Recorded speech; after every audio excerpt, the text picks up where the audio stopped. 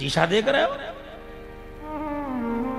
भरी सभा में शीशा देख रहे हो, ये अटपटा नहीं लग रहा है? ये मर्यादा की राजसभा है, भरी सभा में शीशा देख रहे। महाराज कहना चाहते हैं हम भरी सभा में देख रहे हैं, आपको अटपटा लग रहा है, शीशा सबको देखना चाहिए। कहे क्यों? कहे शीशा ही व्यक्ति का गुरु होता है, शीशा ही व्यक्ति का दुश्मन होता है। समझ गए? शीशा ही व्यक्ति का गुरु और शीशा ही व्यक्ति का दुश्मन। कब? स्वयं से शीशा देखेंगे तो गुरु का काम करेगा, और दूसरा कोई शीशा दिखलाएगा तो दुश्मन का काम करेगा। और सरल कर देता हूं, आप स्नान करके शीशे के सामने खड़े होइए, शीशा बता देगा भैया कान में साबुन छूट गया है, साफ करो। कमीज की बटन ऊपर नीचे हो गई है। कई बार होता है, कई बार तो ये भी होता है, लोग इतने जल्दी में रहते हैं, शीशा नहीं देखते ध्यान से ऊपर से नीचे, तो उनका पैंट उनके मोजे में घुस जाता है। देखा होगा लोग। हम लोग शिशु मंदिर में पढ़ते थे, तो शिशु मंदिर में प्रवेश करते समय द्वार पर ही एक शीशा, आदम कद का शीशा, बड़ा शीशा लगता था, उस पर लिखा रहता था क्या आपका वेश ठीक है? मैंने देखिए, तो जो गड़बड़ है उसको ठीक करिए। हमने थाने पर भी देखा है कहीं कहीं, क्या आपकी वर्दी ठीक है? ऐसा वो शीशा है ना, वो आपको बता रहा है। अच्छा मान लो आप शीशा नहीं देखे और चौराहे पर पहुंचे और किसी ने कह दिया अपना मुंह तो देख ले शीशे में, कैसा लगेगा? शीशा भी तोड़ोगे, बोलने वाले का मुंह भी फोड़ोगे। भगवान शंकर के गणों ने नारद जी से कहा अपना मुंह तो देख लो, शास्त्र प्रमाण है। शंकर जी के गणों ने नारद जी से कहा अपना मुंह देख, और जैसे देखे बंदर का। तो शीशा व्यक्ति का गुरु, शीशा व्यक्ति का दुश्मन। स्वयं देखेंगे तो गुरु का काम, दूसरा दिखलाएगा तो दुश्मन। शीशा देखने का अर्थ क्या है?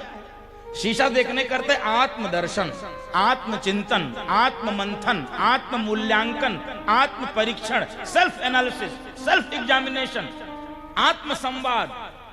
शीशा देखने का अर्थ है अपना परीक्षण स्वयं। और दुर्भाग्य से हम शीशा नहीं देखते, दूसरों को दिखलाते रहते हैं। ए तुम ठीक हो जाओ, ए तुम ठीक हो जाओ, ए तुम ऐसा करो। तो वो शांति कुंज वाले महाराज जी कहते थे, हरिद्वार वाले पंडित श्री राम शर्माचार्य जी कहते थे हम सुधरेंगे, आगे वाला बोलो। हाँ, इसलिए नहीं बोलते हैं क्योंकि हम लोग ने तय किया है ना हम सुधरेंगे और न जग सुधरेगा। बोलिए आप लोग, हम सुधरेंगे। अच्छा गाली देना हो तो आवाज जाएगा आल्हा उदल चौक तक। अभी गरियाना हो किसी को, बोलिए हम सुधरेंगे, जग सुधरेगा। बहुत दम लग रहा होगा ये बोलने में, मैं जान रहा हूं। एकादशी भूखे हैं ना आप लोग, बहुत कठिन होता है क्योंकि हम लोग चाहते हैं हम तो ऐसे रहेंगे वो सुधर जाए। ये जगत ऐसा है, दूसरे के लिए शंकराचार्य की अपेक्षा करता है और अपने लिए चारवाक की। दूसरे के लिए शंकराचार्य, सर्वम खलविदम ब्रह्म, जीवो ब्रह्मैव नापरः, सब ब्रह्ममय है, त्याग से जियो। और अपने लिए चारवाक। चारवाक क्या कहता था सिद्धांत में? यावत जीवे सुखम जीवे तृणम कृत्वा घृतम पीबेत भस्मीभूतस्य देहस्य पुनरागमनम कुतः। जब तक जियो मौत से जियो, कर्जा लेकर घी पी। हाँ, कर्जा नहीं चुका पाए कोई बात नहीं, मरने के बाद पता नहीं कहां पैदा होगा, वो लेने थोड़ी आ रहा है। तो हम चाहते हैं हम अपने लिए चारवाक और दूसरे के लिए शंकराचार्य। होना क्या चाहिए? अपने लिए शंकराचार्य, दूसरे के लिए। ये इतना बड़ा मन कीजिए।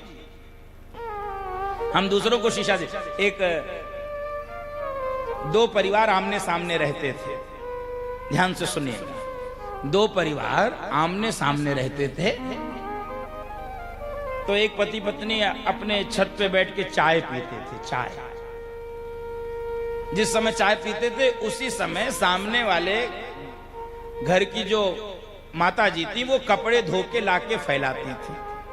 ठीक उसी समय ये दोनों पति पत्नी चाय पिए, घर के बाहर कांच लगा था, कांच। तो कांच से दिखलाई पड़ता था कि देखो वो कपड़े फैला रही है। तो ये पत्नी अपने पति से चाय पीते हुए कहती थी कि देखो कितनी फूहड़ औरत है वो। फूहड़ तो समझते हैं ना, माने जिसको सहूर नहीं, जिसको तरीका नहीं।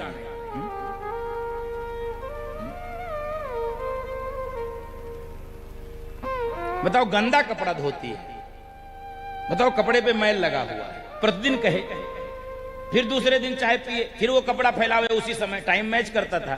देखो कितनी बेकार कपड़ा धोती, गंदा कपड़ा फैलाती है। फिर तीसरे दिन देखो आज भी गंदा, फिर चौथे दिन आज भी गंदा, आज भी गंदा, आज भी गंदा। बैठे